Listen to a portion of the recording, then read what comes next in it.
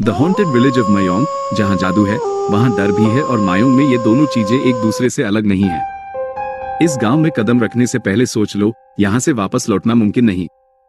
असम की ब्रह्मपुत्र नदी के किनारे बसा एक छोटा सा गांव मायोंग, जिसे भारत का काला जादू का केंद्र कहा जाता है।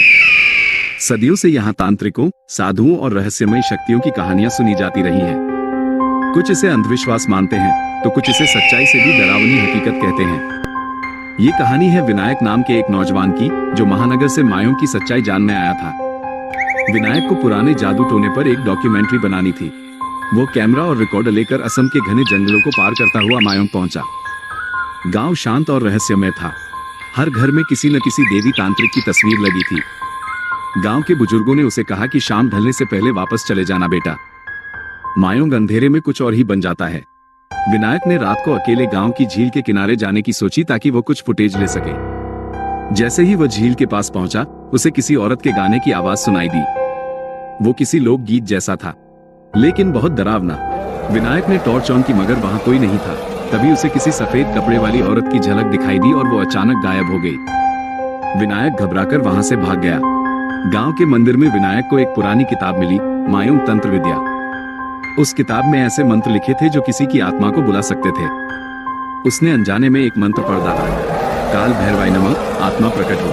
अचानक मंदिर की दीपक बुझ गए, हवा चलने लगी और विनायक की आंखों के सामने एक काले धुएं से बनी आकृति दिखाई दी, जो धीरे धीरे इंसानी रूप लेने लगी और फिर अचानक वो धुआं बनकर गायब हो गई।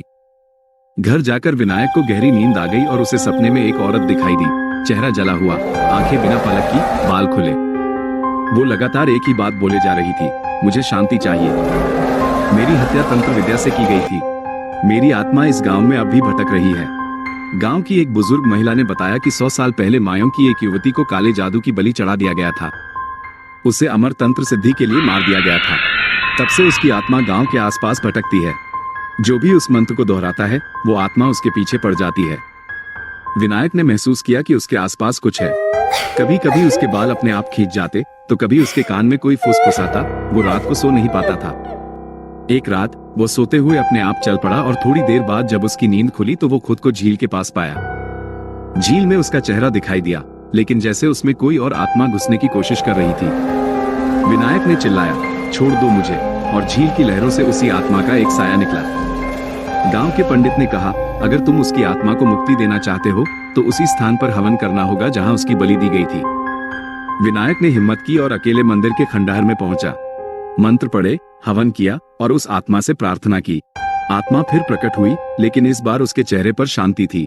उसने कहा, विनायक, तू एक अच्छा इंसान ही नहीं बल्कि तेरी आत्मा भी सिद्ध है। तुझे दूसरों की तकलीफ भी नजर आती है। सिर्फ तेरी वजह से मेरी आत्मा को आज मुक्ति मिल रही है। एक तेज रोशनी के साथ वो साया गायब हो गया। हवा बंद हो गई। मंदिर की टूटी मूर्तियां अपने आप सीधी खड़ी हो गई। विनायक मायोंग से वापस लौटा, लेकिन उसके गले पर अब भी जलने के निशान थे, जैसे किसी ने उसे छूने की कोशिश की हो। उसने अपने सोशल मीडिया हैंडल पर यह सारी story the haunted village of Mayong सच या वहम के नाम से डाली। लाखों लोगों ने देखा, लेकिन अब भी कोई नहीं जान पाया कि वो सब सच्चा था या सिर्फ एक तांत्रिक भ्रम। मायोंग सिर्फ एक गांव नहीं, वो एक द्वार है, भूत, तंत्र और अधूरी आत्माओं का द्वार। अगर वहां जाना है तो डर के साथ नहीं, श्रद्धा और समझदारी के साथ जाना, क्योंकि मायोंग में जो दिखता है वो होता नहीं, और जो होता है वो सबको दिखता नहीं। दोस्तों, हम बड़ी मेहनत से आपके पास हर हफ्ते ये कहानियां लाते हैं। अगर आपको ये कहानियां पसंद आती हैं तो प्लीज इसे लाइक, शेयर और सब्सक्राइब करना न भूलें।